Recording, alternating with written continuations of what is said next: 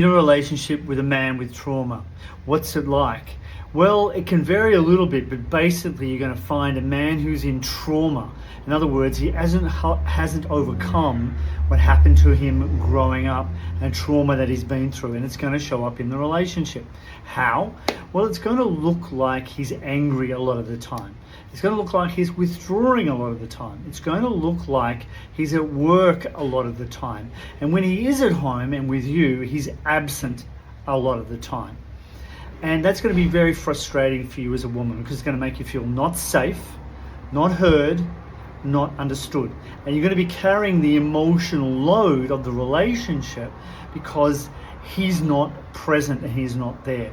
And the result of his trauma is that he can't address the strength in himself to be able to bring it to the relationship. So he's always going to be hiding out. He's always going to be absent from you.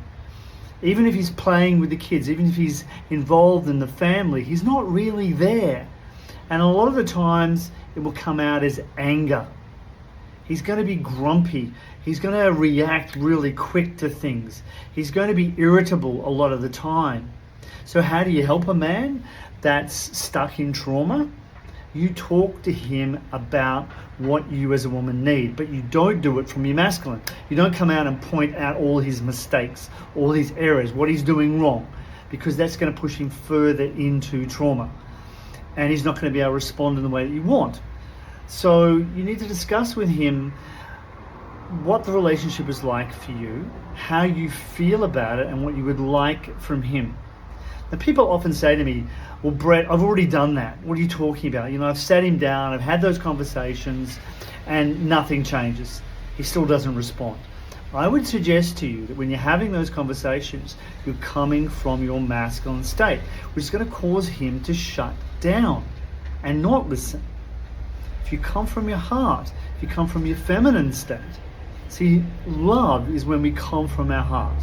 And love is what transforms a relationship, because that's what a relationship is about. Look, we can talk about all the techniques, we can talk about, avoidant and anxious styles and all those things that are certainly evident inside relationships. But ultimately what it comes down to is love. And love is what transforms. And when a man is in his heart, in his masculine state, he transmits and conveys love. When a woman's in her feminine state and in her heart, she conveys love. And that's the message you want to get through to a man with trauma, because that is going to help him get out of that trauma and want to change it so he's a better man for himself and consequently for you and his family.